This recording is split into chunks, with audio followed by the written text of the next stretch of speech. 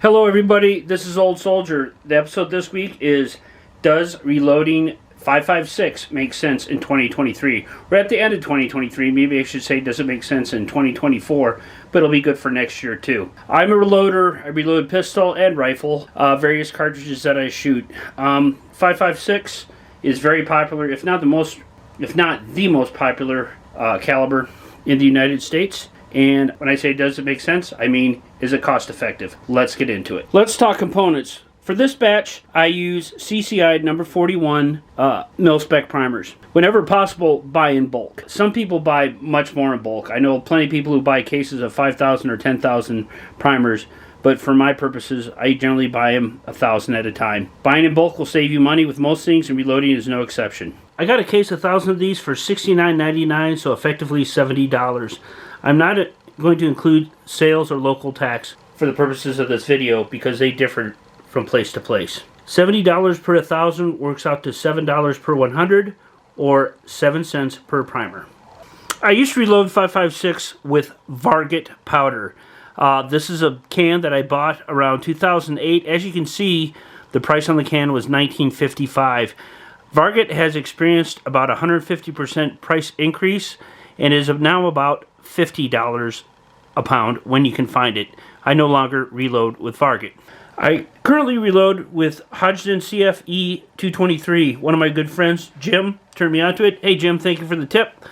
Very similar performance to what I had with my previous loads, and it works well. This is an 8-pound keg.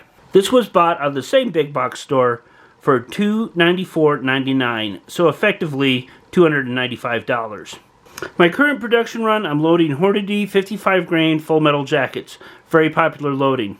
I bought 2 boxes of these 200 bullets for $25.98, so effectively $26, which works out to $13 a box, or $13 a 100. Now let's delve into the bane of my existence, math. As I said earlier, my primers break down to about 7 cents a piece. If I do the price breakdown for 100 bullets for $13, it breaks down to 13 cents a bullet. The powder with the 8-pound keg requires a little bit more math. I bought an 8-pound keg at $295 before taxes. This works out to approximately $36.69 a pound. There are 7,000 grains in a pound. I'm not going to share the reloading that I use, but I will suffice to say I use a Hornady reloading manual for this one, and it's well within their guidelines. With the powder load that I use, 1 pound of powder will produce 262 loaded rounds. If I divide 36.69 by 262, I work out to approximately 14 cents per powder load per round. With 7 cents for a primer, 13 cents for a bullet, and 14 cents for powder, this works out to 34 cents a round, or $6.80 for a 20-round box. I conducted a very cursory online search. The cheapest that I found online was 52 cents for a case of 1,000. Other places for a box of 20, I found them as high as PMC 5.56 loaded for $15.25. The lowest I found it online was $10.99 for a box of 20. So basically 55 cents a round. So in this time of high inflation, 34 cents a round compared to 52 cents a round is a considerable savings. One thing I will note, I did not put any price for the casings. Over the years I've reloaded quite a bit, and I have quite a bit of 5.56 brass. I don't recommend buying brass. Buy some ammo, shoot it over time, and accumulate brass. One note that I will add, a lot's been made between the difference between 223 Remington and 5.56 NATO. However, I am unaware of any 5.56 dies. All the dies for this caliber are in 223 Remington. I'm sure they could be made by a custom die manufacturer, but commercially I'm unaware of any listings where the dies are listed as 5.56. They're all reloaded 223 Remingtons. If you are reloading 5.56 brass, you are effectively loading 223 Remington. One other note, you'll notice in the introduction series I use a single stage rock chucker.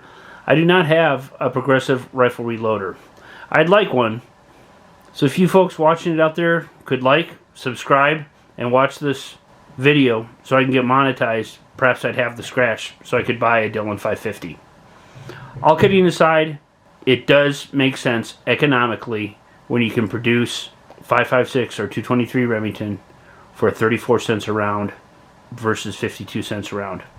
One thing you have to take in consideration is the time factor. It does take time to reload. If you're an old retired guy like me and have time, it's great.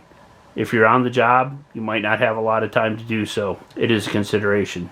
This is Old Soldier, and that's my episode on does reloading 5.56 make sense in 2023, almost 2024. This is Old Soldier out.